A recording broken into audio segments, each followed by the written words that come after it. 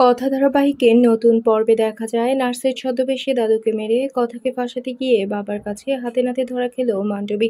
বিস্তারিত জানতে সাথেই থাকো। বারবার কথার কাছে হেরে গিয়ে দিনে দিনে অ্যাবির থেকে শুধু দূরেই চলে যাচ্ছে ম্যান্ডি।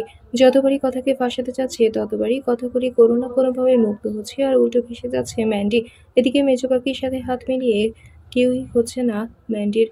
মেজো কাকি চায় গুহবাড়ির সব তাদের হোক, ম্যান্ডি কি পেলো না পেলো তাতে তার কিছু যায় আসে না, কিন্তু ম্যান্ডিকে হাত করে অনেক কিছুই যে নিজের করা যাবে এটা মেজো কাকি ভালো করেই জানে। আর তাই তো ম্যান্ডির মাথায় দিল নতুন বুদ্ধি। দাদু অসুস্থ, তাকে দেখভাল করছে কথা, এই সুযোগে যদি দাদুকে সরিয়ে দিয়ে কথাকে ফাঁসাতে পারে তাহলে তোমার রাস্তা ক্লিয়ার। কথাকে এ বাড়ি থেকে তাড়াবে অ্যাবি নিজেই। মেজো কাকির এমন কথা শুনে রাজি হয়ে গেল ম্যান্ডি। আর তাই তো নার্সের ছদ্মবেশে ঢুকলো হাসপাতালে। দাদুকে সুইপুষ করবে ঠিক তখনই হাত ধরলো কথা। তখন কথা বলে উঠলো, তুই আমাকে ফাঁসাতে নার্সের ছদ্মবেশে দাদুকে মারতে হাসপাতালে এসেছিস, তোকে আমি পুলিশে দেব। বন্ধুরা, কি হবে এবার ম্যান্ডির? এক্ষুনি একটি লাইক দিয়ে এবং কমেন্ট করে জানিয়ে দাও তোমাদের মতামত।